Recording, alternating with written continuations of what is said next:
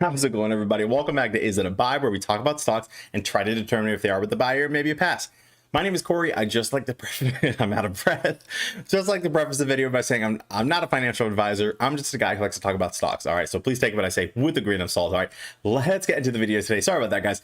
I had to run and I had to throw my clothes in the washer, and I had to, I wanted to change my pants because it's hot. Whew. I changed, so welcome everybody. Thank you so much for hanging out with me. Let's see what's going on in the chat. Let's talk about some stocks. Let's see what's going on. Big cool things. Hyped up about it. So excited. Lee, what is up? Jeremy, Rafter, Andrew, Diamond, what is up, my friend? Yes, Diamond, take your time, my friend. We're hanging out, we're chilling, we're having a good old time. Nice and slow. Alan says, looking for group. Well, you found one, my friend. We are hanging out together. Ginger, what is up? What is up? I'm glad you saw it. Ginger watched the options video. Said she liked it, so I'm so happy to hear that, Ginger. I'm very glad to hear it. I made it because I got a lot of requests on it, and I just want to help people out, just to get the basics, to get people into what is going on.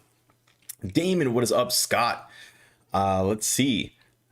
Diamond Backhand says, getting real sick of not waking up rich. I understand what you mean, but you know what? I wake up excited every single day for what is to come, what may come. When you wake up rich, hopefully we'll all get kind of bored of waking up rich, looking for something new to do. So that'd be pretty cool.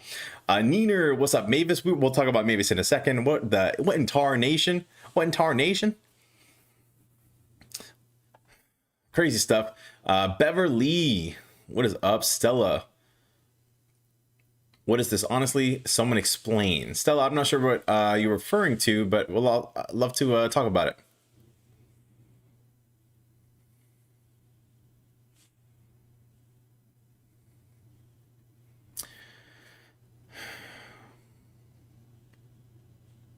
So Zian actually brings up an interesting point here. Zian says, I hate talking about people who don't deserve the time, but Godpill is telling people, telling hundreds of viewers that, so if you guys haven't seen the news, and we can pull up Adam Aaron really quick here on Twitter. So right here, Adam Aaron, the CEO of AMC, if you just were unaware, Adam Aaron says, it is important for company management teams to listen to their shareholders. Many of you who are not ready as of yet for a 500 million share authorization increase. So we have tabled the idea for now. There will be no vote on this matter on May the 4th. Okay. So as we all know, on May the 4th, there was going to be a voting. The first order of business was the additional 500 million shares. And again, keep in mind, this was not all going to be released at one time. They're going to put it in their back pocket. In fact, none of the 500 million shares would have been used for 2021 or during 2021. But keep in mind, they do have, I think it was like 46 million shares still to the side. They said they wouldn't use any of the 500 million. So theoretically, they do have theoretically, they do have those, I think it's 46 million shares available, and he can release those whenever he wants. So it is very possible that Adam Aaron will decide, hey, you know what? We're releasing these shares. This is what we're going to do, and do whatever he wants. Now, I don't think he actually will, but he does reserve the right. He has the right to do it whenever he wants. If he wants to do it tomorrow, he can do it tomorrow. So there is some truth to that, but I'm not sure if they actually will do it or what, but we'll see. But very cool news. I mean, just when Adam Aaron couldn't get any cooler, like, he does this, so hopefully he doesn't ruin his cool by doing something like that. But we'll see. Johnson, what is up, Captain Cash? Beverly, we'll take a look in just a second. Please talk about the 43 million shares mentioned in the filing. Actually, I haven't even read the filing yet. Is it the filing right here? 43 million. Okay, so let's see.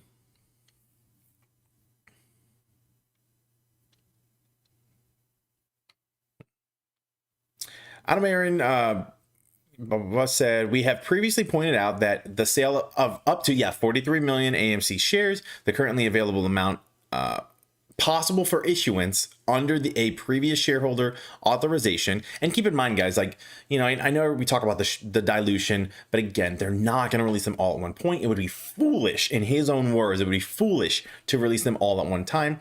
And whenever they have released it, I mean, I think this one they've had all these shares from 2013, and they took a long time to release them. And again, it's just a tool in their wheelhouse. That's all it is, a tool to help the company. And so if you haven't watched, I did a quick video on it, on how he would use it and stuff like that. So if you're unsure about it, please take a look at the video. I feel like I do a fairly decent job of explaining everything, better than I would like right now. So let's see. So he's saying that these 43 million shares should more than satisfy AMC's liquidity needs for 2021. Okay. And I think that's very specific and for 2021. So I don't know if he plans on releasing it during 2021 or anything like that, but keep in mind, gosh, my biggest fear is that he's going to release these 43 million shares and people are just going to sell and freak out and get out and chill and get crazy. But guys, I want to emphasize this so much. This guy's not a fool. Like, he has a plan for everything, and he takes credit. He says each time they've issued these shares, each time they've diluted the stock by issuing shares, the stock has gone up. He said the first time they did it, it doubled. He tries to take a little bit of credit for last time he did it. It kind of, you know, he didn't say it squoze or anything, but he kind of takes credit for like December, January. And he says like, look where the stock went whenever at that point. So I'm not really sure if that had anything to do with it. I mean, maybe it was some kind of catalyst, but so far he believes he's 2 for 2. Each time he has released more shares, the stock has gone up. So I'll just kind of leave that for what that is. But yeah, again, just extremely clear that, you know, they reserve these 43 million shares for whenever they want. So I just want that to be crystal clear. And again, if they release that, let's say they do release it tomorrow, you know what I'm going to do? Nothing. I'm going to hold and I'm going to chill, because I'm not worried about it. Because you know what? The apes will buy that up, or, well, try to buy that up at least. Because the utilization, I mean, it is what it is. It is what it is. Actually, speaking of that, I did want to take a look at Fintel.io really quick. I saw something interesting. I just want to verify it before I like say it out loud. And it's going to take just 1 second to take a look at. Okay, so looking at Fintel, the short interest. See, I'm not sure if these numbers are changing, if this is kind of moving around. I mean, it still looks fantastic, but we can look at... let me open a new tab, actually. We'll do a new tab like this. Bring this over here. Boy, Josh over here. And Josh, he said something interesting earlier today. I'm going to see if I can pull it up.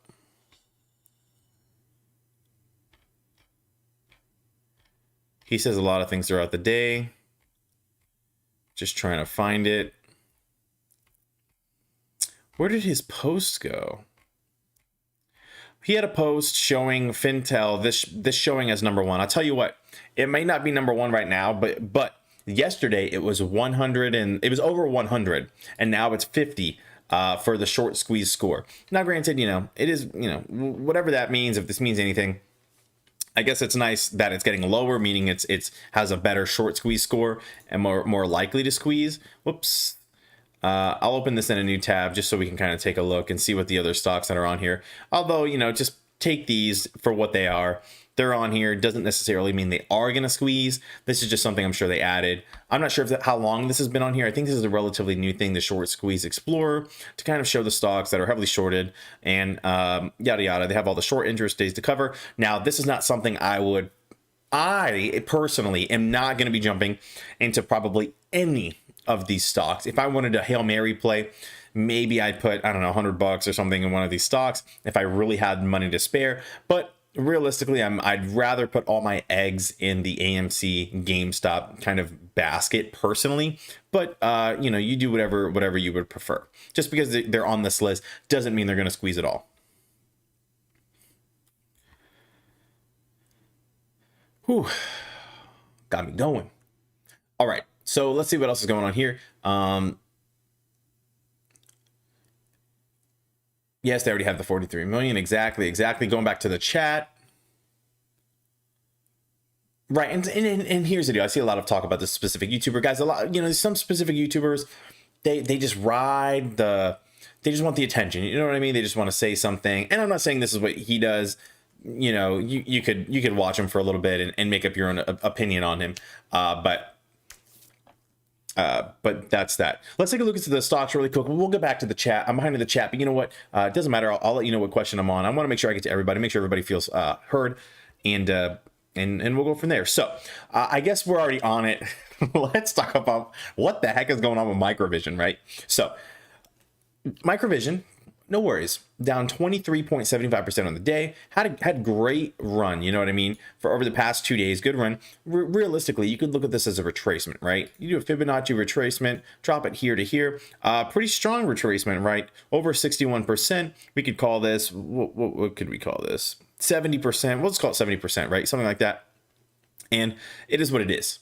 So it did retrace pretty hard. Either way, you know, and as we know, I really liked whenever it was up here. I didn't even see it hit 31. I guess this happened either early this morning or late last night, but that's all right. You know, I'm still waiting on it. They do have 2 more days until their presentation, and I think they're also doing earnings, as a matter of fact, in 2 more days as well. Where's my, yeah, earnings is coming up right here. If I hover over at 429, so 429, they have both the earnings as well as some kind of presentation. So hopefully it gets a little bullish through that time. Little bit of retracement, but it is what it is. I'm not too worried about it. I do have 521 options that I need to hit above the $30 strike price in order for it to be profitable for one of them. The other one is profitable at $23. So obviously a little bit of worry from me personally, but what are you gonna do? I held. I thought there was going to be a little bit of a run, another small run, or at least by the 29th, or early, maybe in early May, very early May. Hopefully there'll be something to help me just get out of my position, even if it's neutral. I'm good. I'd rather just get out of my positions and put those somewhere else. So let's go over to our good old favorites. Take a look at AMC and GameStop. We'll do AMC really quick and then work my way up to GameStop. So AMC down just 0.35% on the day. Really not bad. I'll take it. This morning we were at a 1222 just for a little bit, and then with that candle wick here, and then kind of retraced here. But again, I'm feeling just fine. Let's look at the 5-day, what that looks like. Beautiful 5-day. We could probably have good levels of support here if we were to kind of put this out here. I wonder if I can do a good level of support here. Let me try it just for fun. Okay. You know what? I'll put it like this for now. I kind of like this. So good levels of support. I'm feeling pretty strong about it. A few touch points, not quite, you know, down just yet. So we'll see what happens here. Still very bullish on it, and we'll see which way it goes. Let's take a look at GameStop. GameStop up 5% on the day, over 5% on the day. Okay.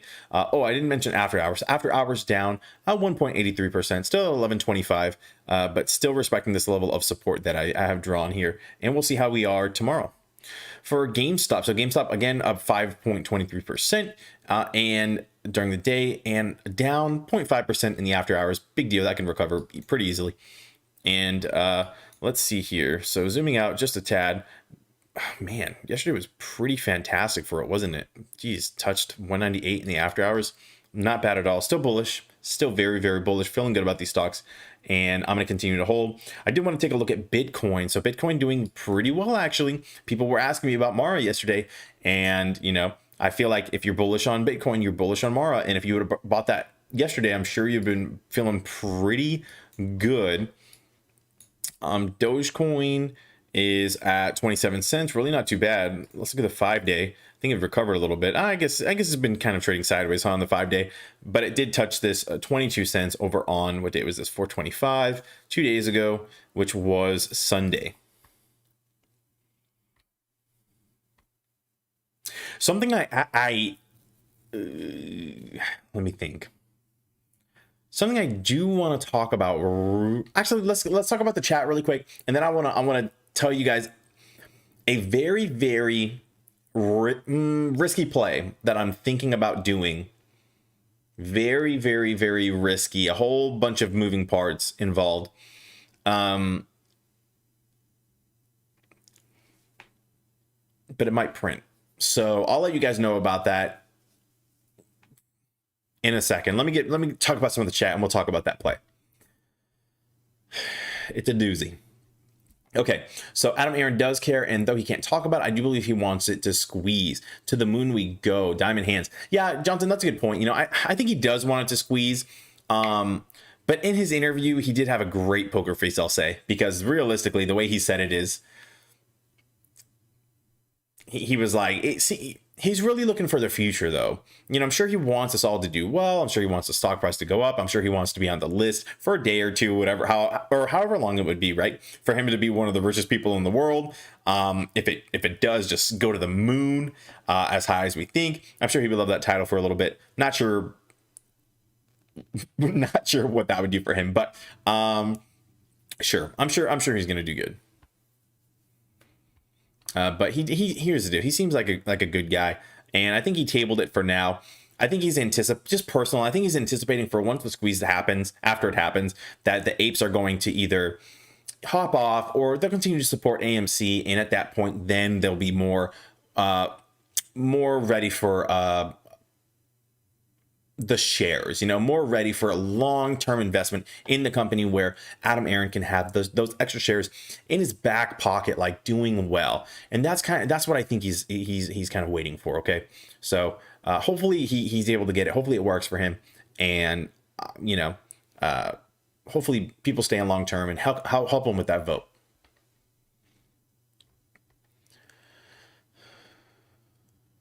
Oh boy. Got lost in the chat. Here we go.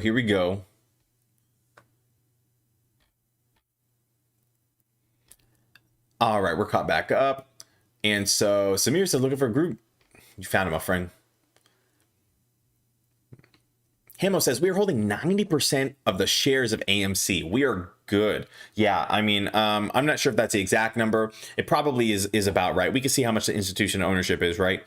And if it's so theoretically, right, if it's at 100% utilization, there's no more shares to buy. Hedge funds, let's say they're holding 10% or whatever they're holding these days, then, you know, the apes really could be holding 90% of the actual shares. And then, you know, there's all the naked shares or whatever, all the, you know, counterfeit shares.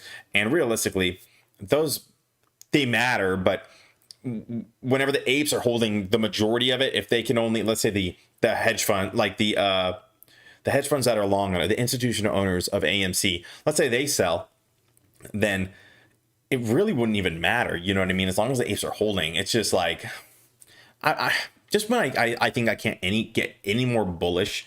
Like Adam Aaron does this, you know what I mean? Like I just get more bullish each day when I can't think I can get any more bullish. Like it just happens. Something else happens. Unreal.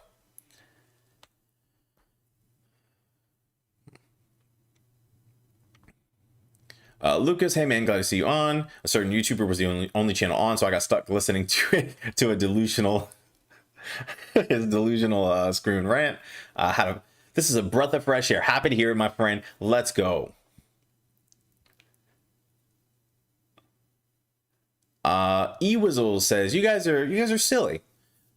You wanted 500 million off the table and you got it, and you're spreading FUD about the 43 million.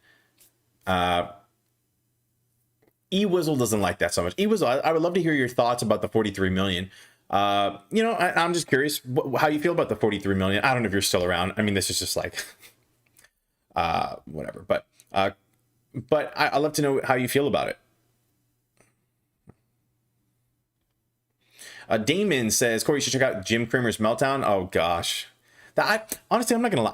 I feel bad for people sometimes. Like poor Jim Cramer, like I think he just wants to be liked and people are just like ragging on him. And it's like, dude, like, and then he wanted to do an AMA, and whether it was Wall Street Bets or Super Stonk, the subreddit that he wanted to do the AMA on, I think one of the mods said, no, thank you. We do not want Jim Cramer on here because of what he's done, yada, yada, yada. And it's like, dang, like that poor guy's just getting shut down. Kimberly, good evening. Welcome. Bobby Chow says, question, if you're holding long as possible, they will need to buy back shares at any price because there are so much fake shares out there. Yes, Bobby, exactly. Theoretically, there are so many fake shares in the float and all the apes are holding the shares that until an ape says, fine, you can have my share, they can't buy a share. And they can only buy a share if you agree upon a price. Now, granted, there are going to be some apes who are going to be selling at, let's say AMC, for example, there's going to be some apes selling at, $10, $20, $30, $40. Sure, there are going to be plenty of apes selling there. And realistically, that's fine. That's going to help the price, kind of go up. But you know what? If enough apes hold, then, these people up here, the high hanging, apes, man, that stock is going to have to climb until people start saying, okay, I'm happy. And that's what's going to happen. Theoretically, but it makes a lot of sense. You know what I mean? And we'll see. I'm chilling, waiting for my tendies. That's from Wendy. Random username. Let's go. Alfred, what's up, big homie? Troy Elmer says, in January, it was a catalyst because as soon as they raised the first 200 million, they needed, I bought 3,500 shares at $2. Many people probably did as well. Yeah, fair enough. Good point. Corey, you can do a Control F and search a keyword from his post if you do need to find it. That's a good point. I guess I could have done that. Actually, it's not too late, is it? Let's take a look. And it was going to be, I really don't know what to search. It really should have been around here somewhere.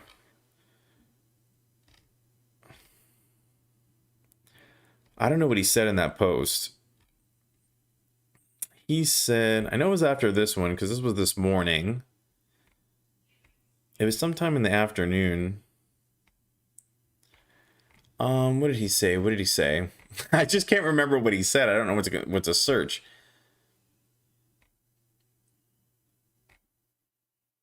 It's okay. No worries. What happened to Mavis? I don't know what happened to Mavis, honestly. Let's see if there was a news catalyst, anything that happened here that it's supposed to be good stuff. Realistically, it was probably just retracement. People pulled out, people took profits, whatever it is. And in that, I mean, I'm trying to see.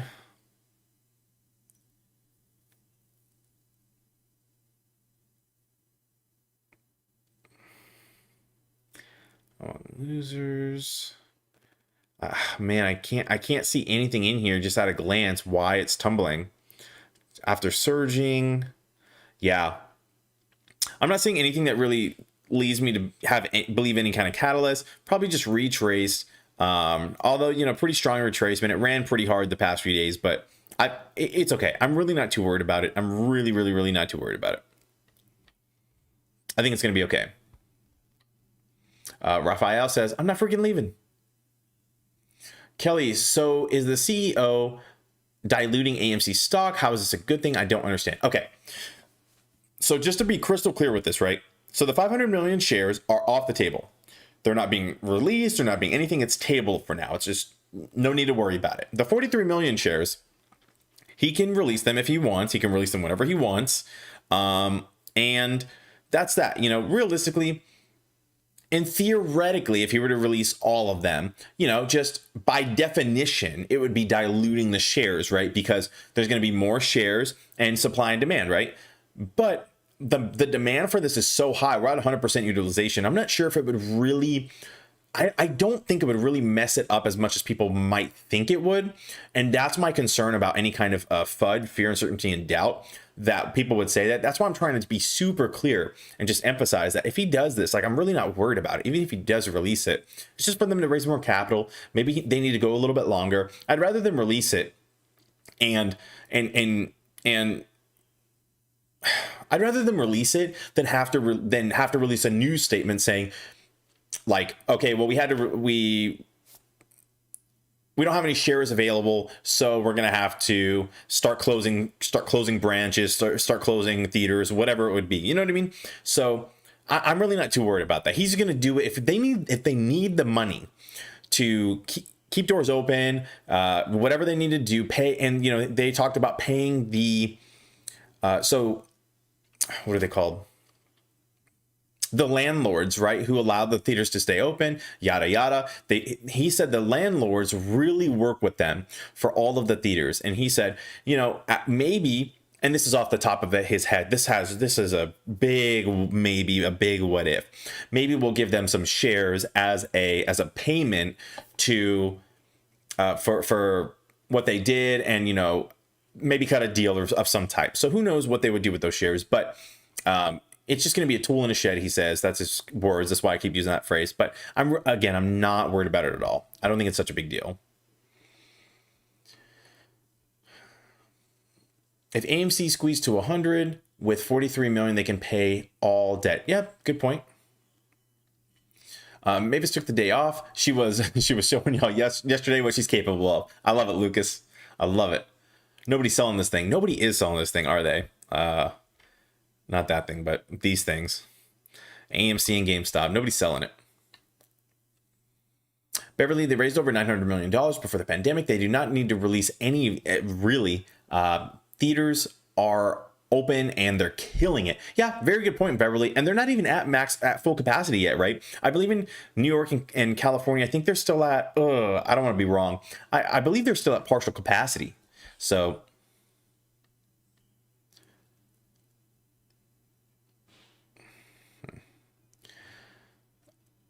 Webull, let's be more constructive in our communication. I don't mind, your thoughts. I actually welcome your counter thoughts, but just do it more respectfully, or I'm gonna have to get you out, my friend.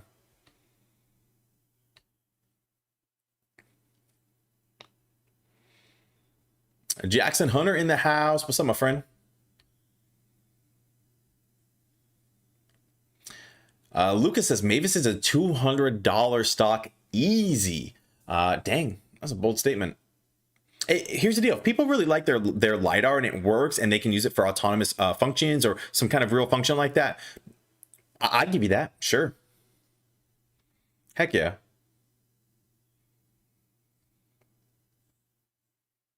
Bobby Chow says that is good news, as there is no ammo for hedge funds to use if it drags out into 2022.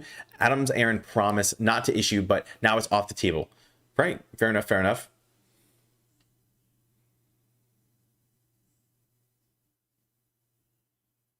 Rocky says, I don't get how we went from saying more shares would add strength to AMC, yet now we celebrate that they took them away.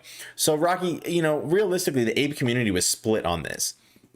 And so Trey's Trades, my boy, he said that he changed his mind. So originally he said no to it, and it was off the table.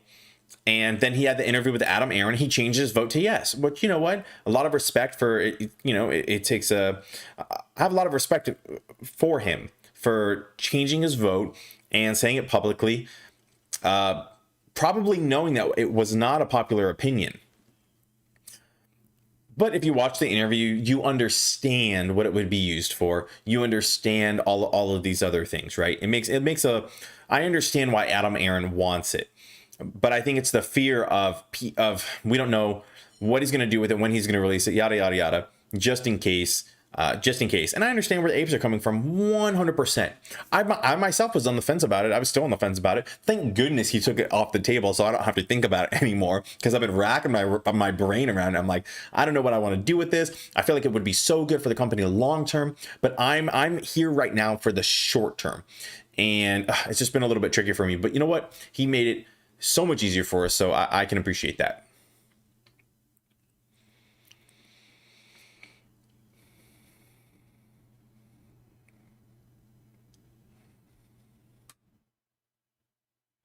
Bobby Chow says, trust but verify.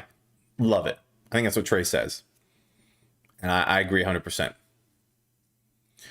Damon says, I am tempted to get into Mavis, but every time I leave AMC, I lose. Oh gosh, Damon, remember, we got to remember our lessons, my friend. We got to remember our lessons. And this is what happens. You have to be convicted. If you believe in the stock, then you need to, like, you know, jumping back and forth, jumping crazy places, like, is, in my personal opinion, is an easy way to lose money. Is an easy way to lose money. If, you know, whenever it drops, let's say GameStop starts to drop, right, and AMC starts to run, and then you switch over, and then, you know, the next day it goes the opposite way. What are you going to do? Sell and switch over again? It's like, I think you have to either divide your money and be in both, or you need to make your decision and stay in one. And that's like what I would personally do. It's not any kind of financial advice or anything, but you're hurting yourself, in my personal opinion, with your indecision. And so don't let people talk you into another stock. Don't let people make you, you know, don't be influenced by other people. You need to really make this decision for yourself, and you have to live with you have to live with your decision. And so keep that in mind.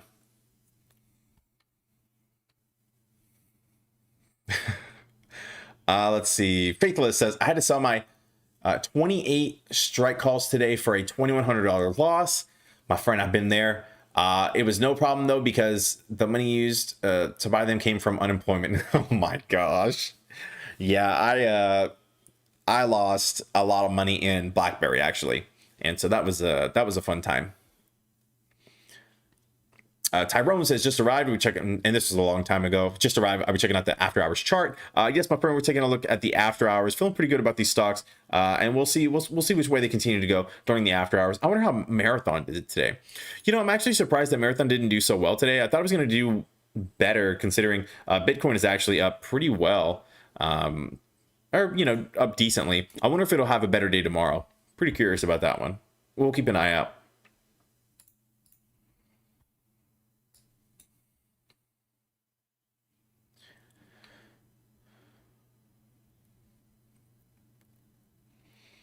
Oh yeah, guys, but just so you know, that Trey trade is a fake trade. But you know what? It's all right. We see you, fake Trey. Hi, fake Trey. You guys. Oh my gosh, what's up, Ian?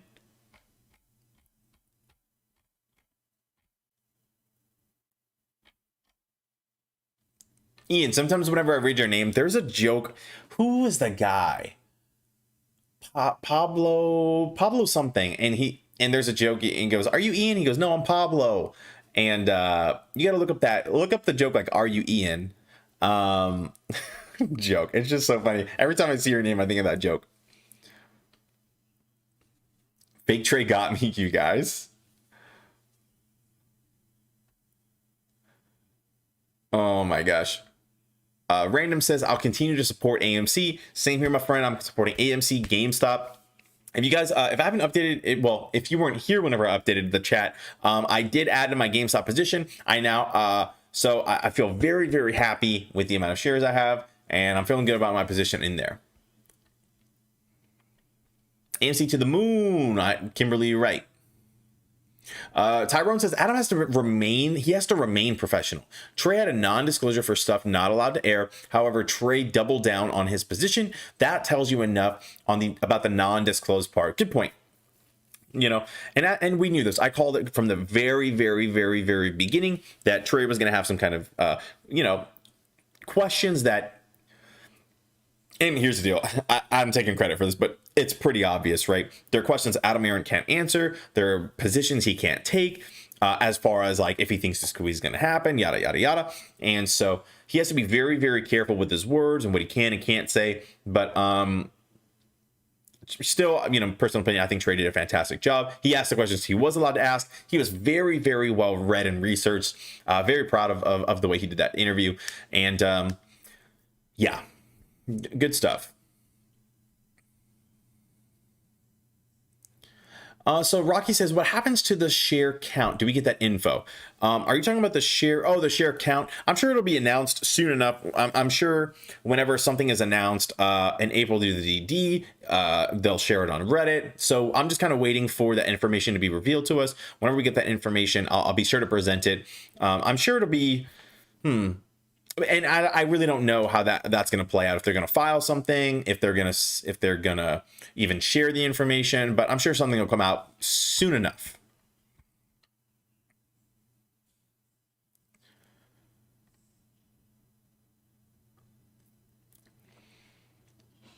So here's a question. So Cheryl says, do they have to buy back the shorts and naked? So that's one that I don't know.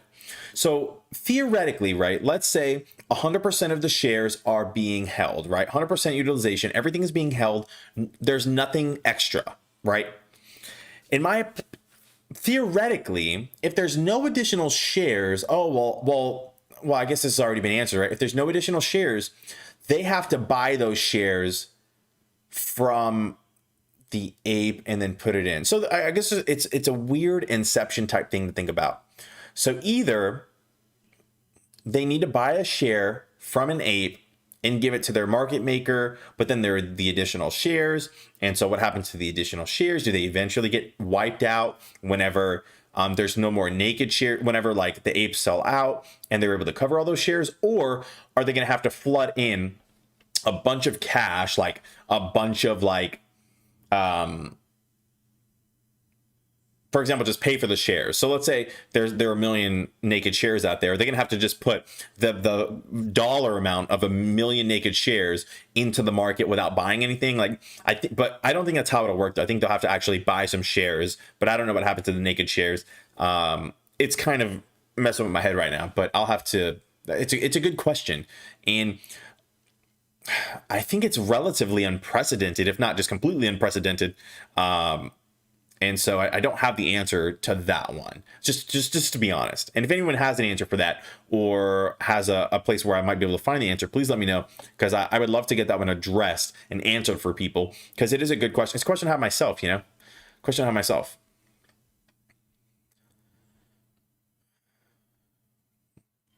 Beverly, I love it. Beverly says, nothing has changed, folks. We buy and hold, and we squeeze, the suits dry. Easy peasy. Easy peasy.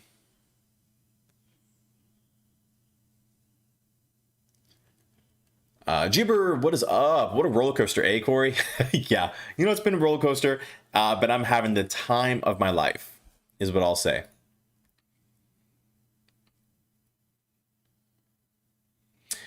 May 21st, $15 calls look better each day. Let's take a look. Let's look at here, May 21st, $15 calls.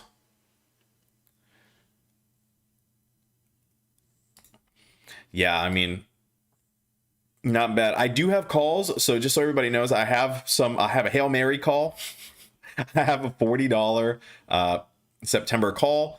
Wow, see, I got this at like $64, I think it was, back before this ran, and so it pays well. So $64, and here's the deal, and this is a $40 strike right here for September 17th. If this hits, let's say it's a $40 strike, I mean, if this hits $50, like I just made $1,000 per, and I think I got probably a couple $100 worth, so I'd make a couple grand if it hits $50 by September, which I feel pretty good about that, honestly, just personally. And here's the deal, I understand the risks of options, and I've managed my risks with these options. When I say managed, I mean I'm willing to take the loss if necessary.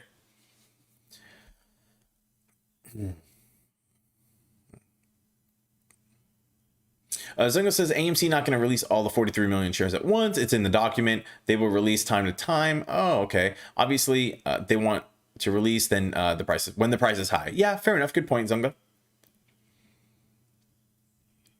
Man, yeah, I'm gonna have to read the SEC filing because people don't seem too excited about it. Raymond, are we effed? I don't think so, my friend. I personally feel okay. I'm feeling great. I feel okay with everything happening. No problem. Troy says the 43 million shares would get swallowed up just as fast as the 3.5 million shares that GameStop is and would not really affect the price action. So there you have it. You heard it here first.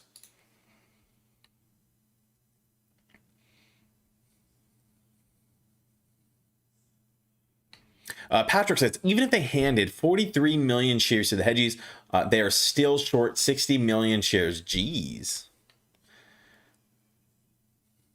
I feel so bad. Bobby asked the same question like 10 times because I'm so far behind in the chat, but I got to you, Bobby.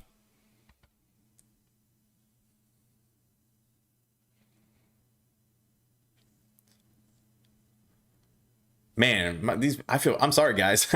I know I'm behind in the chat, but I'm reading.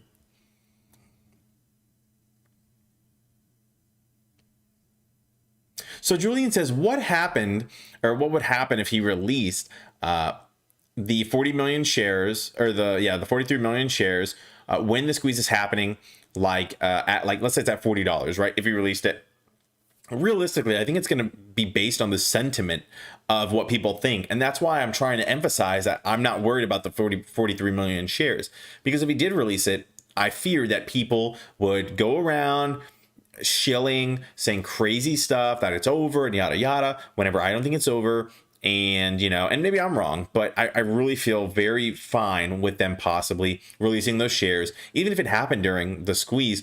If people are still buying like crazy, and they want to continue to ride this up, then I really don't think it would affect it. I think it would continue to go. Now, if all the hedgies went in and tried to buy it, I don't know. I guess theoretically it could mess things up, but if enough apes held, then it still wouldn't even matter.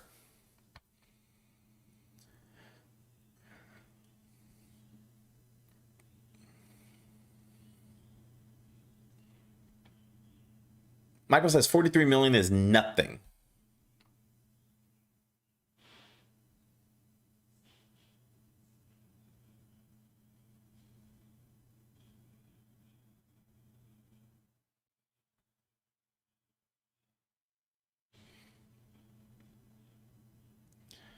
Oh, Bobby, you didn't hear me answer my question, my friend?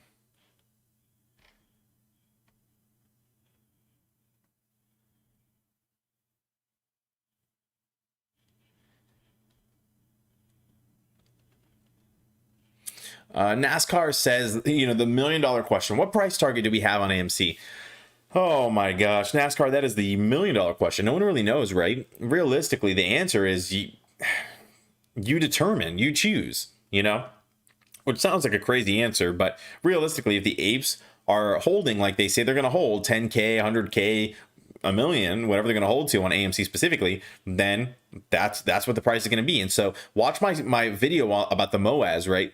MOAS game theory. And so mother of all short squeeze game theory. And it tells you about the floors and stuff like that. And of course, take it with a grain of salt. It's not any kind of advice, but I think it could help you understand like what could possibly happen and how it could happen. Realistically, this is unprecedented in the way this has happened. So we don't know what's going to happen. But realistically, if you're looking at the numbers, looking at the DD, holy smokes, it's going to be insane if half of what people are saying is going to happen is true. Just half of it. Even a quarter of it. If a quarter of what people are saying is going to happen is true, then oh my gosh, it's going to be nuts.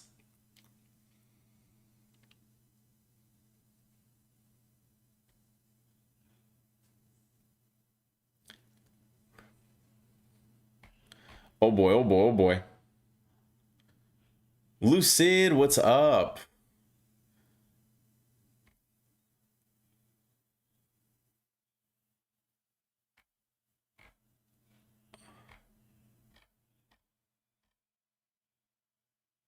Wait, Godpill, you talking to me? What did I do?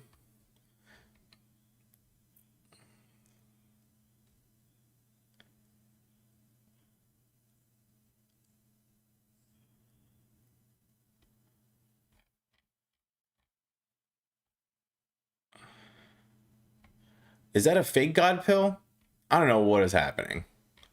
There's some weird stuff. Godpill, I'm gonna need you to take a chill pill, my friend.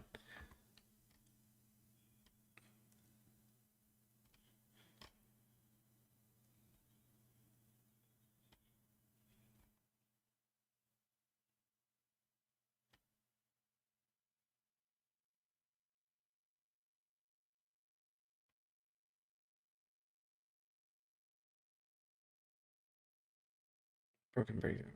Chair. Yo, my contact is messing up. If you see me blinking, it's my contact. Blinking crazy.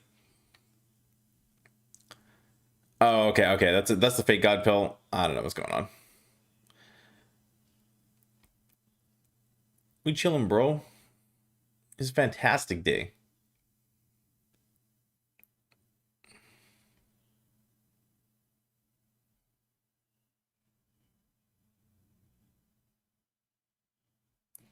Okay, fake, fake, fake, fake, fake. All right, that's fine.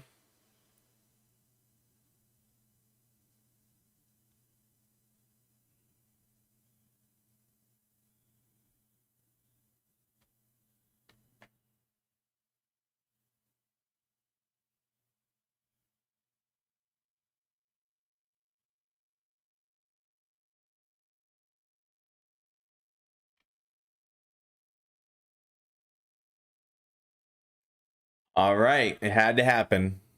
Diamond took him out.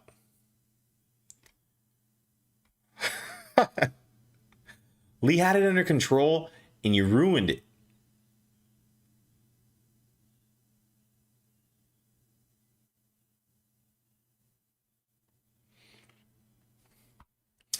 David says, everyone worried about AMC selling shares. They forgot Wanda still has millions of shares to dilute as well. AMC dilution is just FUD. Hey, good point, David. Thank you. Patrick says, SEC filings were great news across the board. Never more bullish. Still holding since $2.70 and averaging up. Price doesn't matter. Shares are like my plane tickets for a future vacation. Hey, you know what, Patrick? I'm so glad you said that.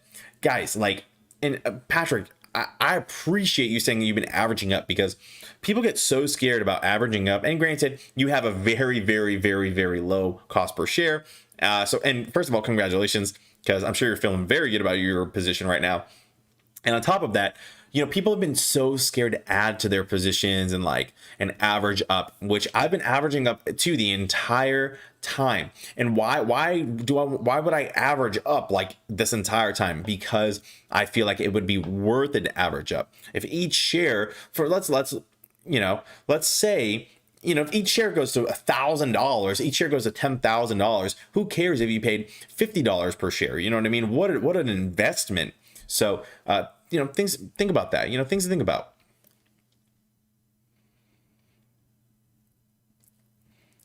That was from a movie. Lee, what was that movie from? That was a movie where they were wrestlers or something. They were like wrestling is fake. They're like, wrestling's not fake. Starfish says, I'm already up $169 on my AMC, so already winning squeeze or no squeeze. Ready to rumble. Yes, I've seen that movie. I remember that. I remember that. Oh my gosh, so rude. Okay, say Troy says, if I'm holding the last available Spanish coin and you have to buy it because you borrowed one and you lost it, you will pay whatever I ask. That's a very different example than I've ever heard, but you are absolutely correct, guys. If you let me borrow this cup right here, right? If you let me borrow this cup, it's a rare cup, okay? This is the goblet, okay? And so if you let me borrow this goblet and you said, you know what, or if you sold it to me, you say, hey, you can have it. And one day I'll come and I'll sell it to you. So you sell it to me, and so now I own this goblet, right? Great. I have a goblet. I'm feeling pretty good about it. This is a nice goblet. I love this goblet. And you come to me and say, hey, I need the goblet. And I would say, because now guess what? So the goblet that you just sold me, you didn't own the goblet. You borrowed the goblet from, the mob. You borrowed the goblet from the mob because it was worth a lot of money. You borrowed it, and now you sold it to me. Sold it to me for $1,000. Hey, thank you. Now the mob comes and they say, hey, you need to get me the goblet, or you're gonna be swimming with the fishes. Now, guess what? You will pay me whatever the heck I want for this goblet, because the mob is gonna take you out if you don't pay me. So I paid $1,000 for this. Well, I'll tell you what, give me $10 million. You can have the goblet back. All right. Well, no, I'm not going to pay you $10. All right. Well, see you never. And so that's essentially what's going on. Okay. That is basically what is happening. It's just ridiculous. Right. And so the story behind this is the apes hold the shares. The hedge funds will have to buy the shares at whatever we say, because they're going to be forced legally. They will be forced to buy the shares. Moon Gang, unfortunately, that is a fake Matt Kors account. You did get me. I got very excited to see Matt Kors up in here. Unfortunately, not the real Matt Kors, but you know what? I appreciate the attempt, my friend. You got me.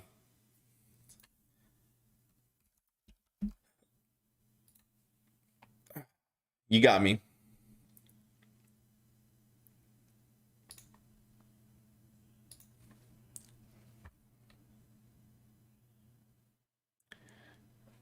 Moon Gang. No, yeah. Yeah, fake Matt. Unfortunate, you think you made it. And then fake Matt Kors shows up. But it is what it is. So let's continue. Let's see what else we have going on with these. So actually, let me take a sip of water, guys. I've been talking for a long time. And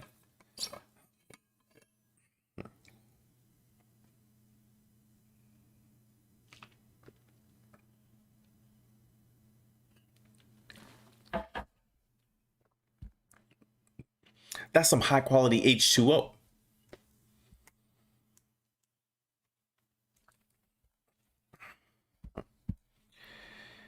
Excellent, excellent, excellent.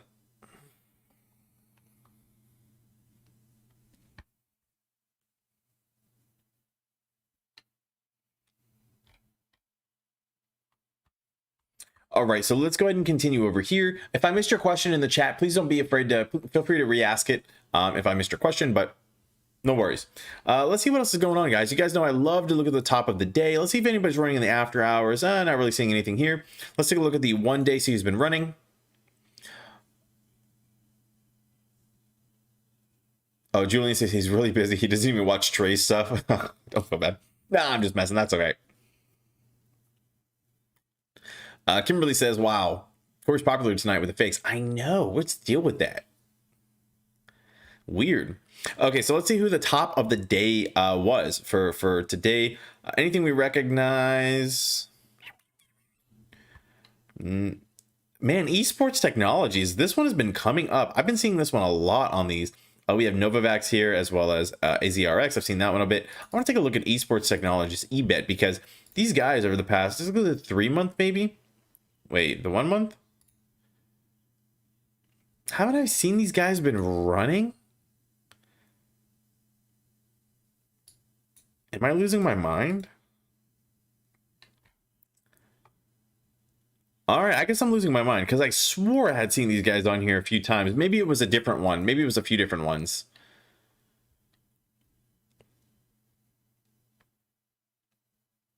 Well, I was mistaken. So, all right, that's that. So let's see who's not doing so well today. See if there's anything we recognize. This is the after hours here.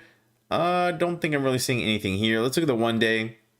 And I'm afraid Mavis is going to be high on this list. Mavis is high on this list. Very unfortunate, but that's all right. Ooh, Mind Medicine, not doing so well. I've heard of Mind Medicine. I think it's the hallucinogenic one or something like that. UBET IPO'd. Maybe that's where I saw it before. Maybe I saw the IPO, it ran up and or something like that. I'm not really sure.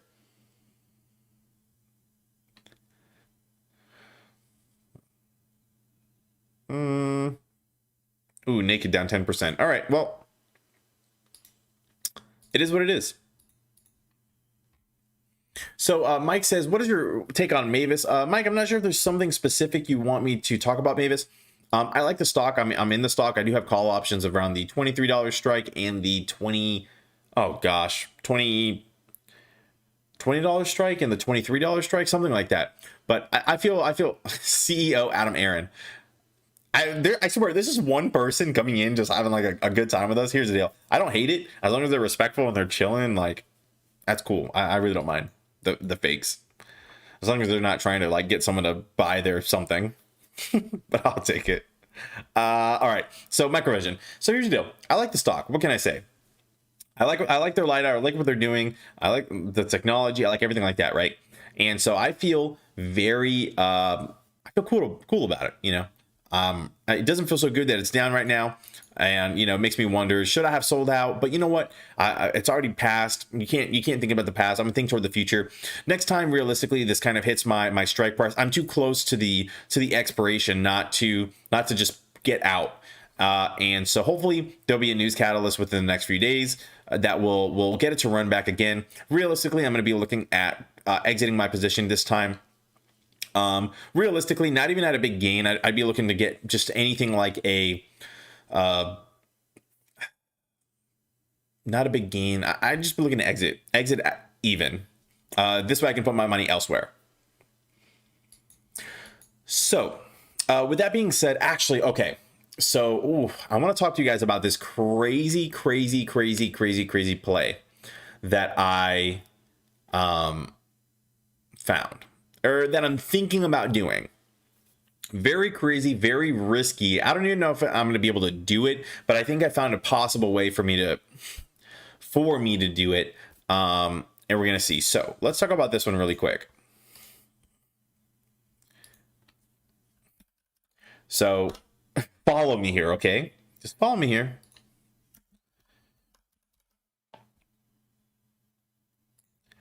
Okay.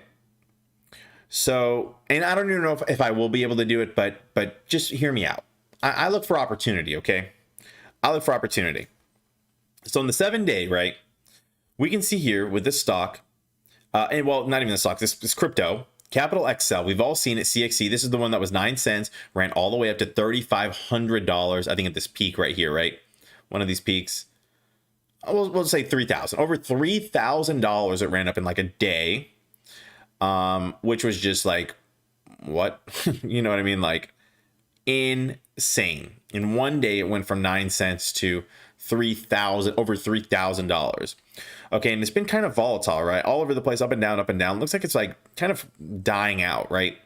And so, but right here, you can see there was a dip to $11, and then it ran all the way back from 11 to 1,000. So realistically, if you could somehow buy into this at this kind of dip at, you know, under $20, and it ran back up, even if it ran up from like, and this is a small dip. How fast did this happen? Are these 1 hours? Okay, these are 1 hours. So at, is this the middle of the night? Ooh, this was the middle of the night. At the middle of the night, this is what happened. Went from $11 and then back up, right? So now, and you know, realistically, whenever you woke up, it would have been high. You know, could have been up here, whatever, $800 even. So if this is something that we jumped in on, or there's no we, if I jumped in on this theoretically at this $11 price, and I got out at even, you know, what is this, 300, 400, as long as you're, it's a ghost. Okay, so this is why it's a theory, right? And I'm trying to see if there's any possible way to do it. But Patrick says CXE you can't buy on legit exchanges. Corey, it's a ghost coin used to launder money. Ugh. I see opportunity, and I try to take advantage of it. But okay, maybe silly thing. We'll see. Maybe it's not possible. Thank you for keeping me honest, keeping me humble. It was used to simulate what a squeeze could do. Jeremy, do you have a post or something on that? I'd love to read it. That's actually pretty interesting. That's very interesting.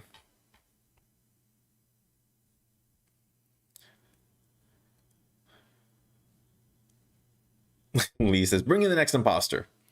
There are good altcoins you can get in on. See, I'm greedy is my problem. So I'm looking for something crazy, risky, but something that I can manage my risk in and get in and get out. Which I'm looking for a get rich quick scheme. You know, you ever say it out loud and it just sounds ridiculous? Yeah, that's all right. That's all right.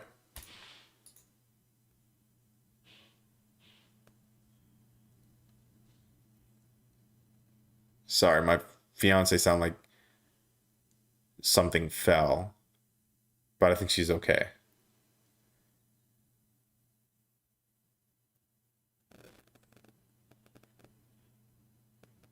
Yeah, she's good. I got scared. All right.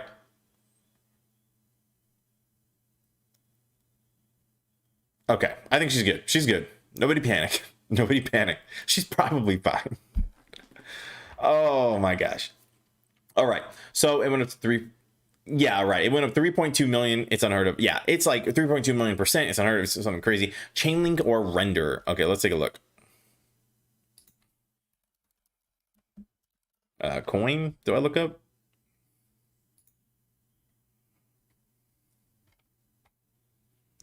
$36 to $36, $37, 1 week. Man, yeah, pretty volatile.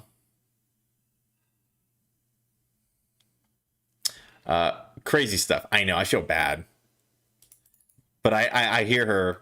She was like, whoop, yip, yip, yip, and I was like, what the heck? I was like, she got Appa over there. She's yip yipping, and she seems okay though.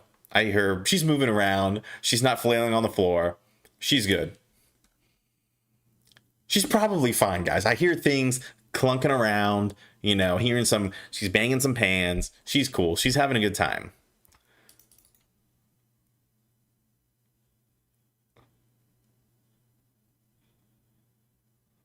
She's probably fine. Okay. I think I'm trying to convince myself at this point.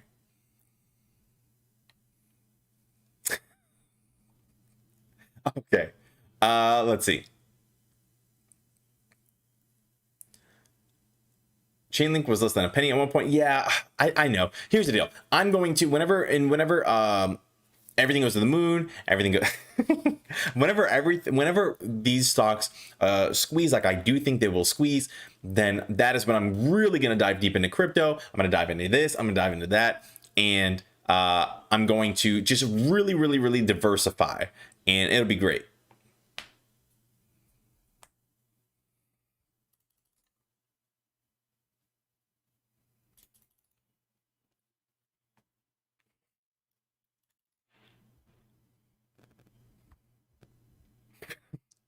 All right, she's fine, guys. She's probably okay. All right, so let's see what else is going on. Man, Bitcoin starting to continuing, not doing too bad, not doing too bad. Feeling good about it. Let's see.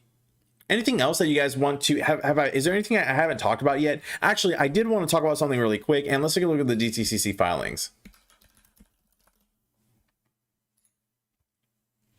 So someone pointed out to me yesterday that this is different. Before it was DTC 005. This is NSCC 005. They're different.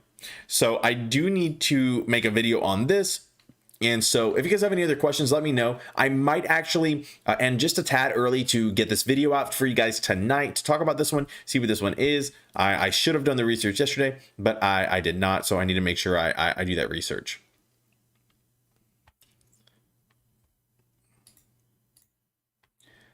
How do you feel about ETC?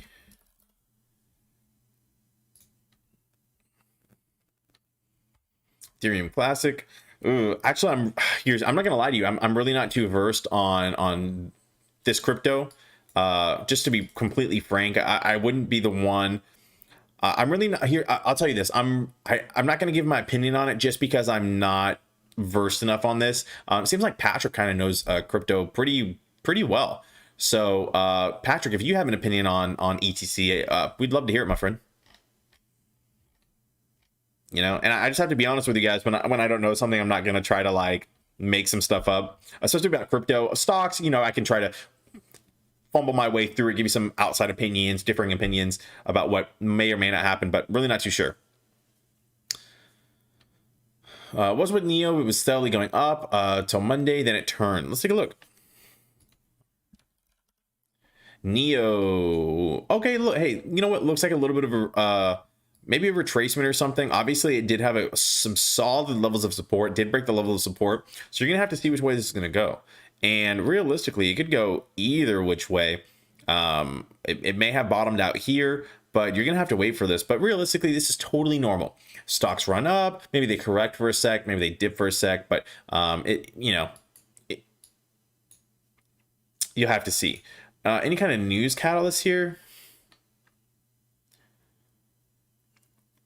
It looks like, look, Dutch Bank lowered its price target ahead of earnings, and maybe there's a good reason why. Maybe it's a fluff article. Maybe take a look at that one. Analyzing Neo's unusual options activity. Could be a few different things in here. Hard to say exactly what happened.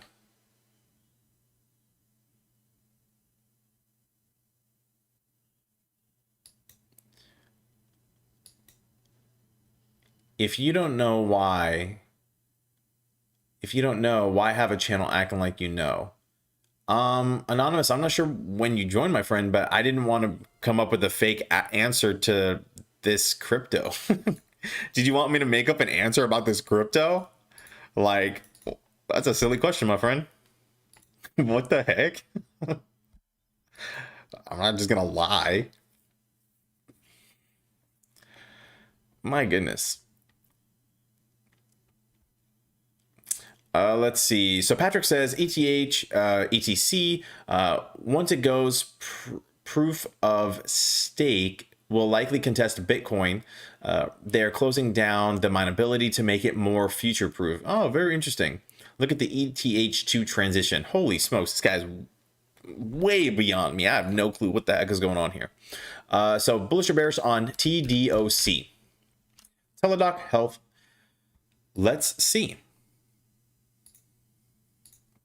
Profile, all right. Healthcare services and equipment, love it already. So the company provides virtual access care with a portfolio of services and solutions which includes various medical subspecialties from non-urgent episodic needs, such as flu and upper respiratory infections, to chronic complicated medical conditions such as cancer and congestive heart failure.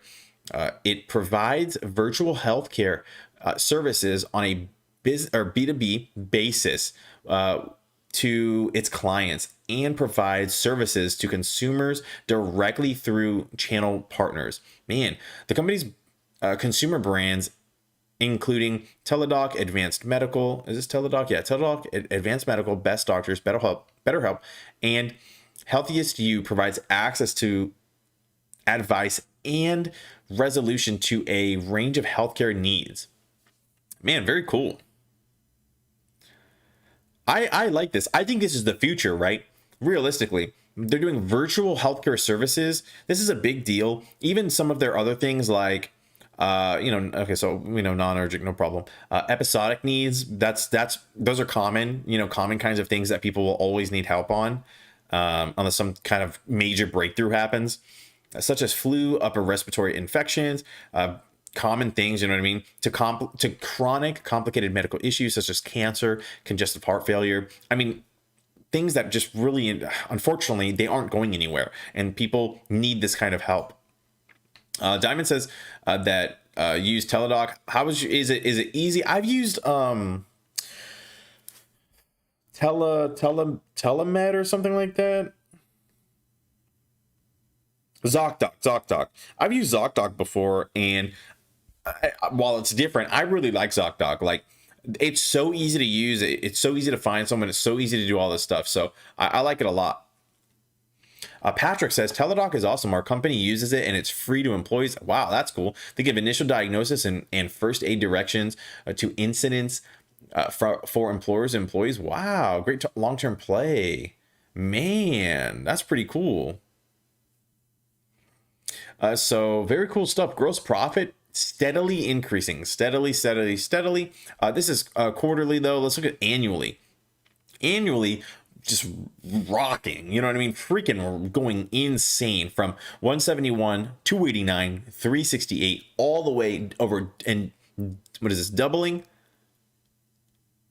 Almost doubling to 703 million, guys. This is million. Johnson with the super chat. Enjoy your night. God bless. Thank you so much, Johnson. I appreciate that, my friend. Same to you. Let's see. Yeah, I like this a lot. This is beautiful financials. Institutional ownership makes perfect sense. Best friends in the entire world. BlackRock, Vanguard, hanging out.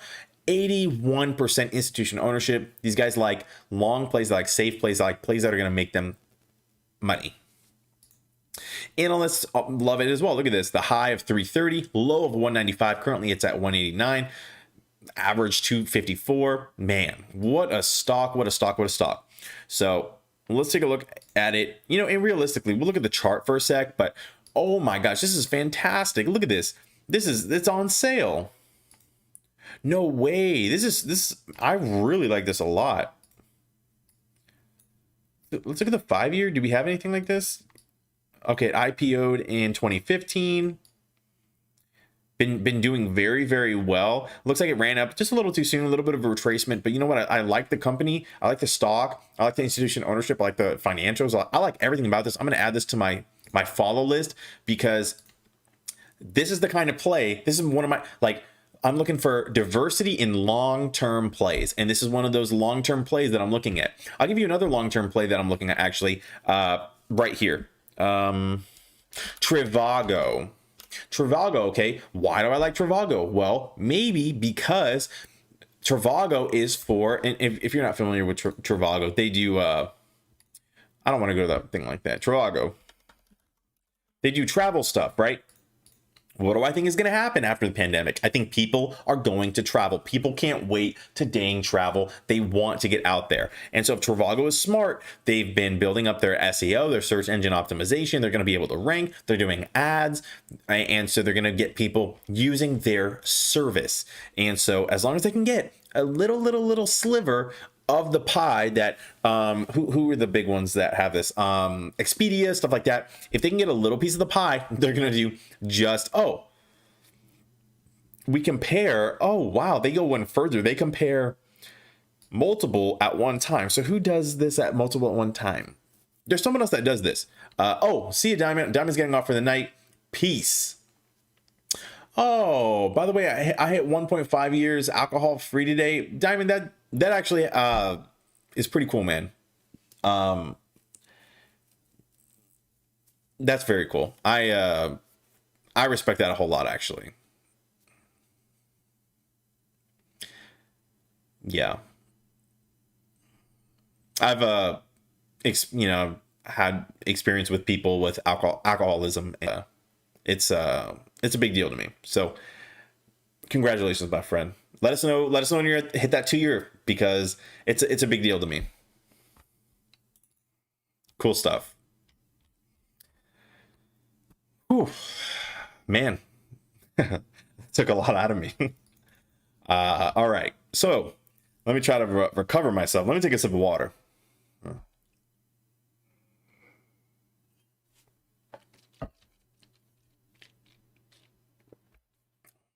Thank you for sharing that, Diamond. That's cool, dude. All right. So if I can recover myself, I like this play long term, just because of what they're doing. I wonder if they have any kind of institutional ownership. 10.57%, nothing too crazy, but not bad at all. I wonder how their financials have been annually. Probably not so good. Yeah, especially during the pandemic, right? As expected. And so, but look, okay, here we go. I like this. Check this out. Pre-pandemic, they were at over 1 billion. 2019, it wasn't so good. It was just under a billion. And then in 2020, they were at just under 300 million, right? So they were down 3 times as much with their profit. Okay, so now I think that a lot of people are going to want to travel. They're going to use these kinds of services. And so let's see if we can find, here's 2020, 2018. I like the stock, guys. I really like this dang stock a whole lot. And I am for sure, without a doubt, going to be taking a position in this stock. No doubt. So just so you guys know.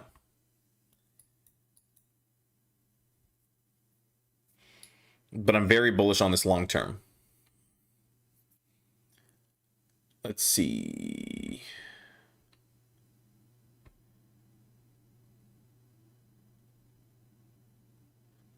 Paul says, hey, dude, hope you're doing good. What do you think about Uxin?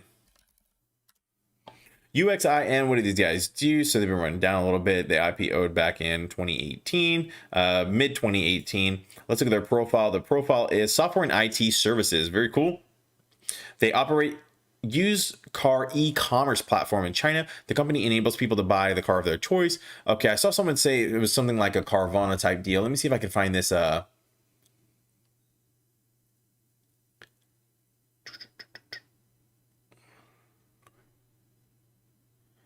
Pandemic really skyrocketed them.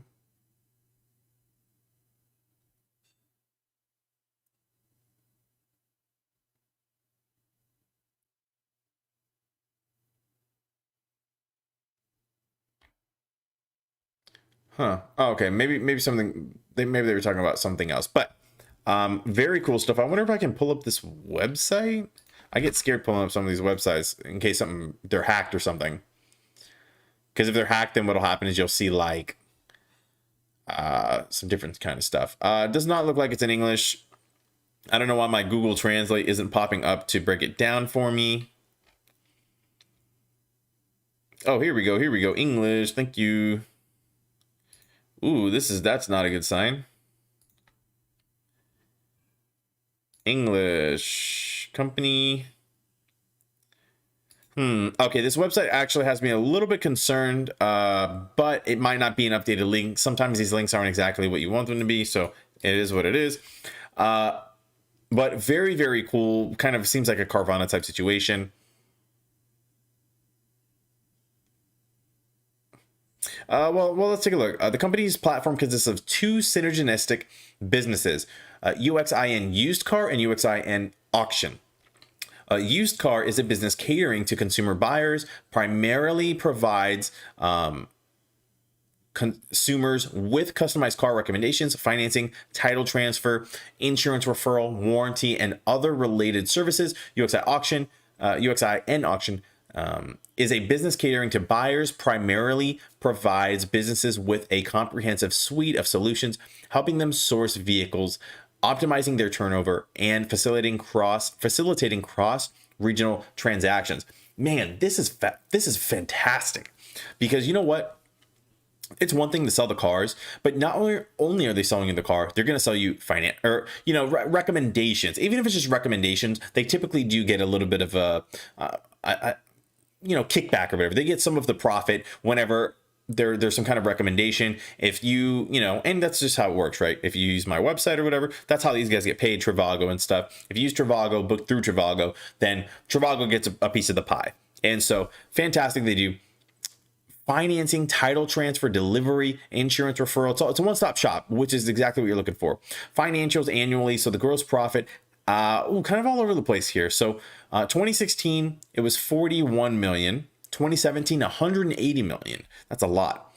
And then 2018, back down to 34 million. And then 2019 up to 129 million. Really not my favorite. But if you look at their other expenses went up a lot from over the years, especially from 2018 to 2019, and they still did pretty well in 2019. So hopefully they're investing in themselves. Hopefully they can buy themselves a good website, if that really was their website. Kind of hard to tell you know, obviously I'm just looking at this at a glance. Hard to see exactly what's going on, but we'll see. Institutional ownership, 23.62%, really not that bad at all. BlackRock is in here. I don't think I see Vanguard, but I might be missing them. Analysts. So analysts, it all says 279. Could be pretty cool stuff. I do like stocks that are kind of in this situation, right? We know this. I like a good discount. I like a stock that's down. I like to root for like an underdog or whatever. And so it seems like it may be discounted. But again, with the IPO, then again, an IPO back in 2018, just been kind of running down. Hopefully it bottomed out. If it did bottom out here, then that's pretty great. Looks like you have a kind of a you know, it's going, what is it called? Two candle play, something like that. And, in the right direction. So it looks like it's bouncing, starting to recover. Hopefully it'll continue to recover. It could be a good stock. I'm not sure if it's something I would take a position in. I like what they're doing and everything, but I haven't taken a deep enough look at like Carvana and stuff to see if they are publicly traded, first of all. And so I have a few different questions about the space, but I do like a lot of what they're doing.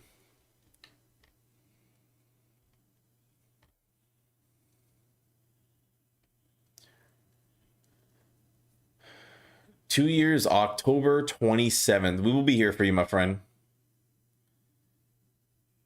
October 27th.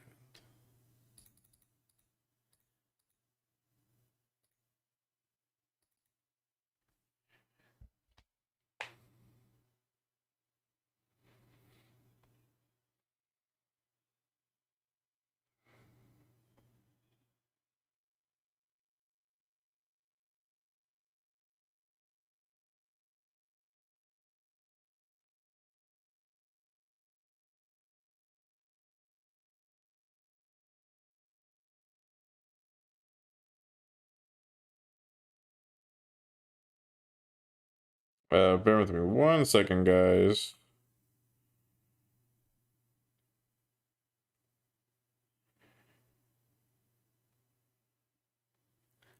It's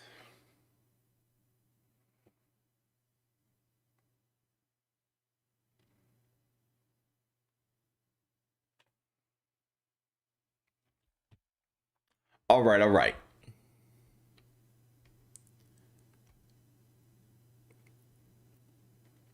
Okay, so John says AMC board should know the shares recount number. If the confirmed number, if the confirmed synthetic shares are as significant as we believe, they can use the 43 million shares as currency to pay off the debt.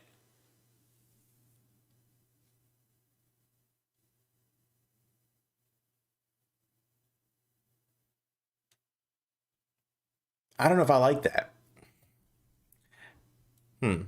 Corey, get on the SafeMoon train, man. Everyone tells me about SafeMoon. I keep hearing about SafeMoon. Can I buy SafeMoon on Coinbase? Terry says, will they still do it? So I don't know what's going on with the share recount, honestly. I haven't seen any information. I don't know where to find the information.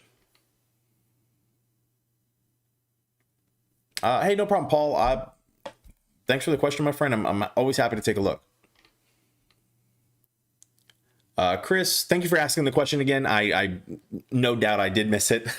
So that is all good. So any thoughts on Mavis before the 29th? So yes, I do like the stock before the 29th. Realistically, and you know, just to show you how much I know, I thought it was going to be, I did not think it was going to be down, especially this much today. I did think there might be some kind of retracement. I did not think it was going to be this kind of retracement.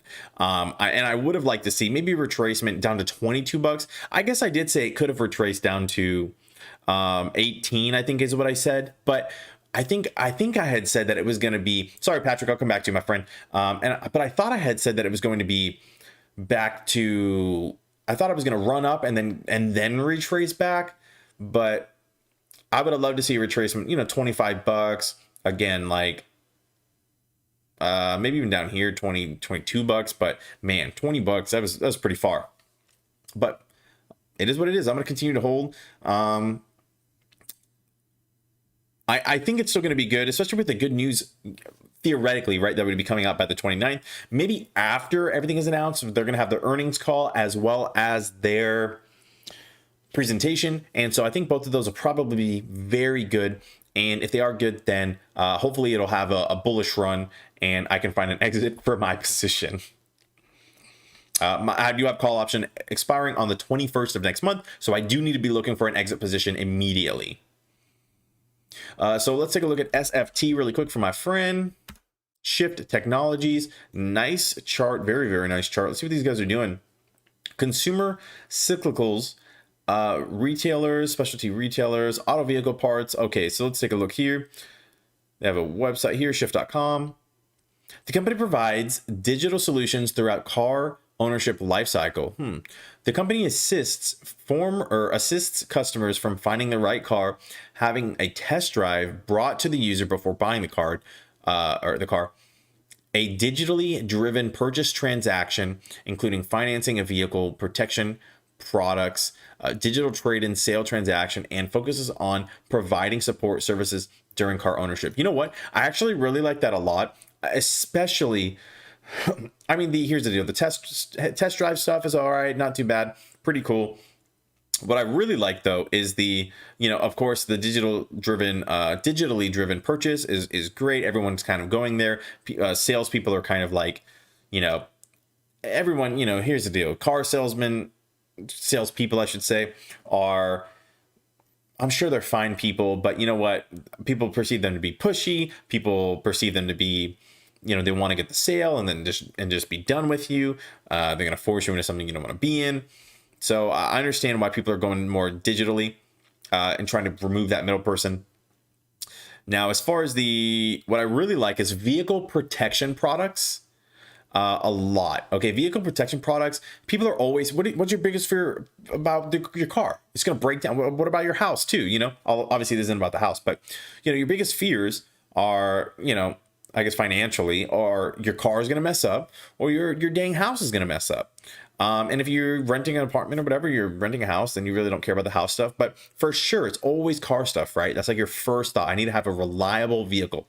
And for them to have protection products, like whether it's insurance or whatever it may be, that is almost invaluable. You know what I mean?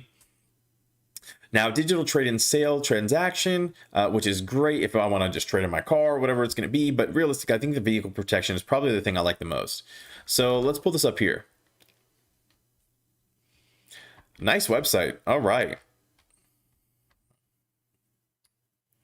Let's see. Find the right car online, see it in person, make it yours. Fantastic, fast and easy digital checkout. Skip the DMV. Wait, what? Skip the DMV. 7-day, 200-mile return policy. Very, very cool.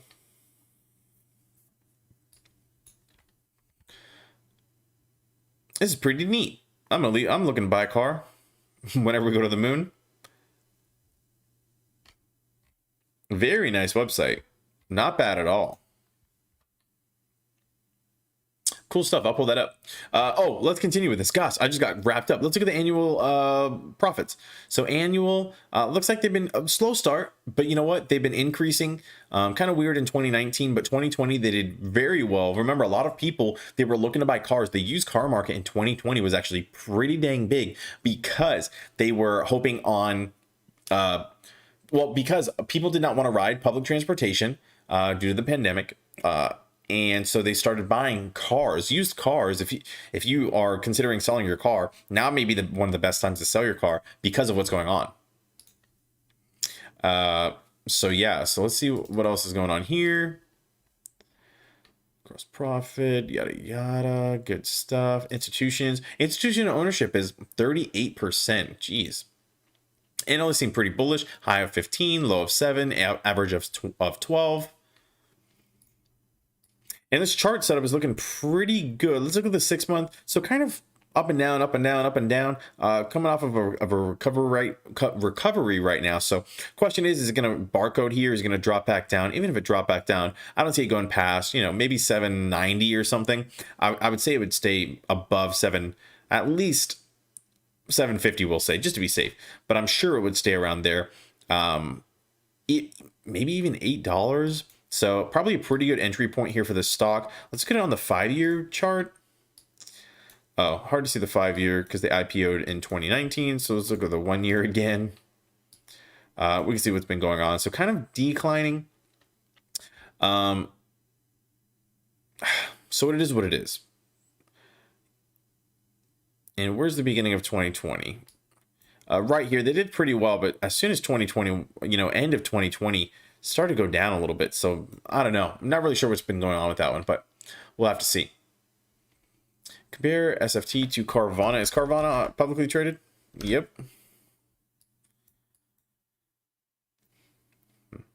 Let's look at these guys' financials. Hopefully you know what Carvana is. And so Carvana, 68 million, almost 200 million, 500 million, 800 million, just skyrocketing, right?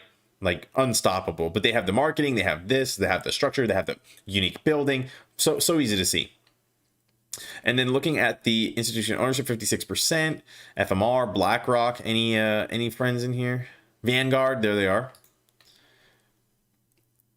And then, so here's the deal. This stock is very high. Now the question is, so I think what you're trying to say is Carvana is $300. Now, but SFT is $840. Now, I don't know anything about SFT, but I'm sure you're probably trying to compare them. And the question is, are they comparable? That's the $1 million question, right? So if these guys are able to steal the market share, if they're able to have a real, marketing, what is it called? If they have a marketing,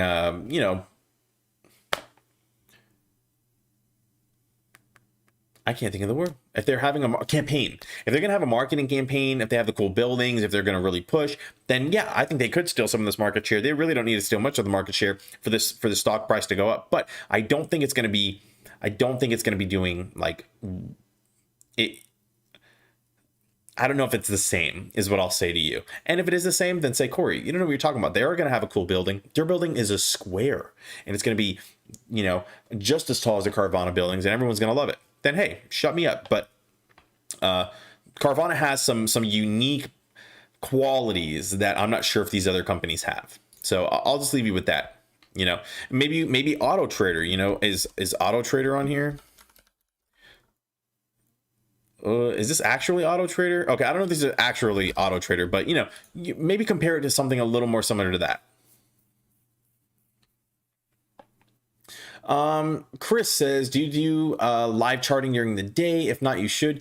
Chris, currently I can't do live charting during the day since I do work. Lee's right. I used to do it from 30 minutes before the bell to 30 minutes after the bell, but it was interfering with work and just really wasn't working too well. And this allows me to, and not being on that early allows me to create a little more content, work on the channel for you guys. It's still, and I just want to be crystal clear, it is still 100% dedicated to the channel. I just, it's a little more behind the scenes stuff. If a video doesn't come out, then I'm working on merch and stuff. Like this morning I was working on merch stuff and getting all that set up and kind of tax stuff for the channel. Now there's like a bunch of different stuff, which I don't mind. I just need to make sure I get that all taken care of. AMD had good earnings. Will it rocket? So actually, Fire, that's a great question. If you haven't seen my video yet about chips, computer chips, I think it should be your work. Chris, if I get to the point where I can do that full time, you best believe I'll be on from bell to bell, doing the most. Or at the very least, I would love to be on for the first, hour, maybe 2 hours, make a few videos throughout the day, and then come closing the bell with you guys. I would love a kind of like an Uncle Bruce type schedule where I'm on in the morning, when all the action's happening. If the action happens in the middle of the day, I'll hop back on. But otherwise, I like to make videos during the day and then hop back on for the bell close. That would be my ideal schedule if we can get there. But we'll see. Just got to grind, and hopefully we can get there one day. So AMD. Oh, so Fire, I got off on a tangent. I apologize. So Fire, watch, if you haven't seen my video on chips, I can't remember the name, but there's a video on chips because there's a chip shortage, as I'm sure you know if you're an AMD and stuff. And a lot of these people making these chips are going to be good long-term holds. In my personal opinion, I talk about some of the stocks that are making the chips, as well as who are creating factories just to make chips. And I like the space. I like this space a lot. I don't know if they're going to do well just off the earnings alone. Probably will, but realistically, I think they're going to be a good long-term hold, as well as the other ones that I cover in that video.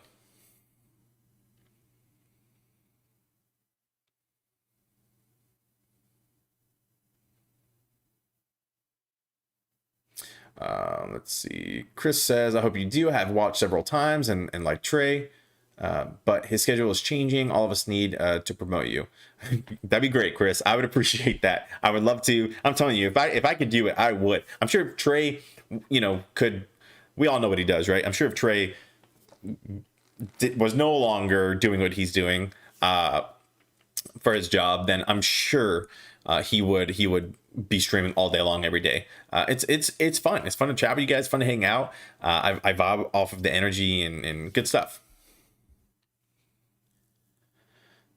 Patrick says the projections for used cars being online is 55% by 2025, currently around 11%. SFT is expanding in new markets, only in 8 major markets. Patrick, thank you very much, my friend. This is okay. Here's the deal. Whenever I talk about these stocks, right, and I don't know this stuff, right? You knew your research. You knew exactly what was going to happen. You have the numbers, like you have the projections, this and that. And so hopefully those projections are actually accurate. Of course, just I don't see why they wouldn't be, but I think used cars, continuing to go up, especially as people. I mean, I really don't know what else would drive the used car market. Maybe I really don't know. But if they're going to continue to expand and these guys are growing and stuff, yeah, good find. Hopefully, I hope this stock does well for you, my friend. 100%. But I'm glad that you know this. I'm glad that you have those numbers.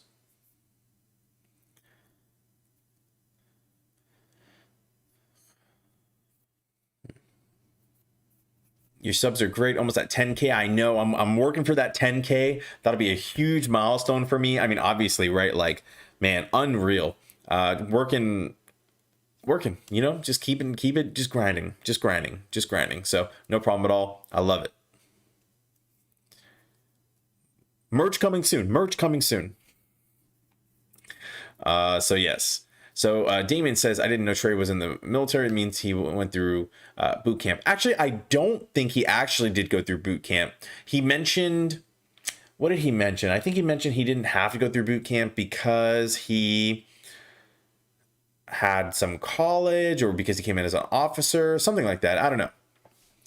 Trey, I was in here since 2K. Dang, isn't that crazy, guys? Like these OGs like Lee and you, Damon, and like, Olive and like all these guys, like all the people in here since the beginning. I mean, here's the deal. I love it.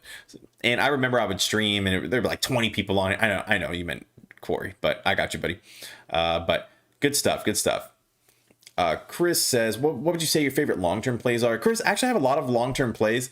And right now, I'm really not sharing too much of them just yet, just because I know a lot of people have their money tied up in AMC and GameStop and like other of these like heavily shorted stocks. I'm not sharing too many of them just yet especially because people are going to say, if you're on like Wall Street Bets and stuff, you'll see, oh, like this stock is just a distraction and yada, yada. And no, like not all stocks are distractions. Like, but I understand, eyes on the prize. And so one that I have been kind of sharing that everyone knows if you spent any time on my channel is IVR. Really like IVR.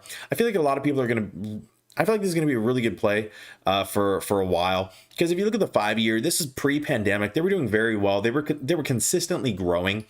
These guys do like Invesco Mortgage. And so they kind of dropped obviously when everything happened.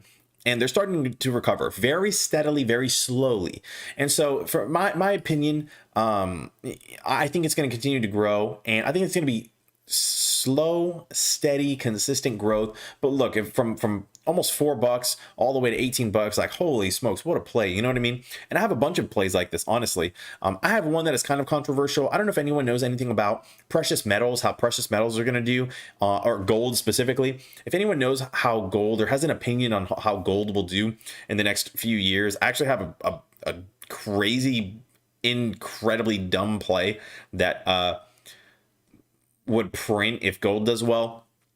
But I don't know how that one's going to do. And that one I'm nervous about. I don't even want to share it just because like I don't want people to think like see the potential gains like this kind of chart and say like, holy smokes, I'm going to jump in. So I don't know.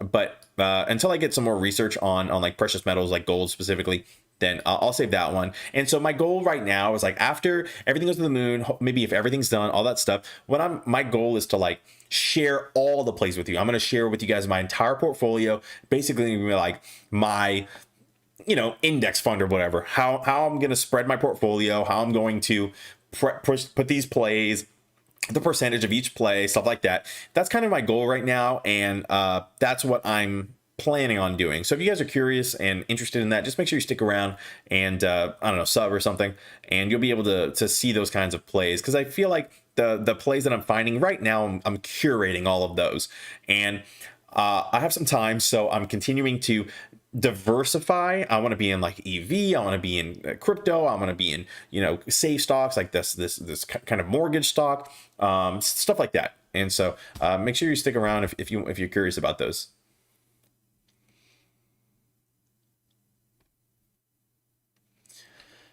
Derek says the doc says the board may issue from time to time 50 million shares of stock with no stockholder approval. On page 10. Oh, this is for the AMC filing. Sorry, Mr. First Message. It says that they have the power to issue stock without a vote. Please tell me. Yeah, so Derek, you have to keep in mind, right? So I think I still have this pulled up. So if we look at the AMC, I don't have it pulled up anymore. Oh, AMC Entertainment. Okay, so keep in mind, this is from 2013, I believe, and we have a video on the 500 million share dilution information, right? If we look at this stock right here, like, not the stock, if we look at these 43 million, okay, from 2013 they had, I think it was around 500 million at that time as well, something like that, and they were releasing additional shares, right? And they had released it a few times and they had their reasons and it made sense. Watch that video. I go over the times they released the shares. So they currently, from all that time ago, they're still sitting on 43 million shares of AMC. They can choose to do whatever they want with this, whenever they want to do with it. If they want to release the 43 million tomorrow, they can do it. No problem at all. He being Adam Aaron, and I guess he would have to get board approval or whatever. They can release these shares whenever they want. So yes, that is 100% true. They can do that. Now, am I worried about it? No, I'm not too worried about it. If he were to do it, he would have a very good reason. He would release, I'm sure it would be, we're going to release these shares because we're going to buy this. We're going to do that. He's not a fool. He wants the share price to increase, directly affects him, his like salary and stuff from my understanding. So it's going to be fine. I'm really not too worried about it. But yes, it is real. I would not be, I'm personally not worried about it is what I'll say. So I don't know if that helps you or makes you more scared. Damon says, I did some research on, or hold on, let me go back to Raphael. So Raphael says, when hedging pays interest for their short positions, do they play a flat rate or it varies, meaning you borrow $9, pay 5%, or if the stock goes up, you pay more? So realistically, this is, oh, Derek, thank you so much for the super chat, my friend. I appreciate that. Oh, okay, that sounds better. So I was glad I was able to get to your question, Derek. No worries, my friend. So Raphael, so this is a good, very, very fair question. Raphael says, so when they pay interest for their short positions, do they play a flat rate or does it vary? Meaning, okay, so good question. So basically, from my understanding is, this short, what is this called? Short borrow fee rate, right? It fluctuates and they understand. So right now the stock goes up. So the short borrow fee rate, the percentage that they have to pay, increases. And I'm sure, and this is something I'm sure in their agreement that they're going to have to pay. Granted, it is annual, but even then, you typically, if I had a loan or whatever, and if this was fluctuating, I would pay it monthly. And so I'm not sure if they pay it monthly. I don't see why they wouldn't pay it monthly. But yes, so I do firmly believe that their interest rate changes with the stock. So if the stock goes up, it becomes more risky for them to hold. They have to pay a higher interest because they have to really believe that it's going to be worth it. So these guys are paying a huge interest right now. Granted, remember, this is annually, but for normal people at least, we have to pay it monthly. So Yes, I do believe that it's changing each month or however, whenever they pay it. But yes, I don't think any of them are locked in, and they know the risk. They understand it. They're willing to pay it. And you know what? It is what it is. So yes. Damon says, I did some research on silver, and apparently hedgies are shorting silver. Silver is one of the most valuable metals ever, and yet its value is little. Oh, interesting. Yep, Raptor says, I believe they're shorting silver, has some shares, and just dumped it. Yeah, silver's heavily shorted. Not to mention, silver has every logical foundation. It is used in expensive chips, chip silverware, and most any metal thing. Interesting. Yeah, I didn't even think about that, but good points. Good points. Very good points. Okay, so what else do we have here? So good. Hamo says AMC. I'm with you. Okay, I think that is everything for now. Let me go ahead and I think I'm going to start logging off. I'm going to, I do want to do a little research on DTC or NSCC 005, which is different than DTC 005, the one that was removed and should be put back on eventually. Still waiting on 801. Let me just double check, make sure nothing happened here. 801, before I get too excited. Whew, I got to chill. I got excited. Hey, no problem, Raphael. Any other questions? Let me know, my friend. I feel good about this. I feel very good about what's going on. No worries at all. Okay. All right, guys, I'm going to start logging off. I'm going to do some research into this, hopefully come up with a video tonight or maybe release it tomorrow morning or something. So we will see. Steve, I have not looked at Kramer's video. If you wouldn't mind, if you have a link for it, could you send it to me in Discord? I would like to take a look at it. Even if I don't cover it, I'd like to take a look at it. Oh, I stand corrected. Patrick says short fees are paid at a daily rate, like a HELOC, for example. Wow, I had no idea. Him losing it was hilarious. I haven't seen it. People have been asking me about it all day, Steve, but I haven't been able, or not all day, since the live stream, but I haven't been able to see it just yet, so I'm gonna have to see.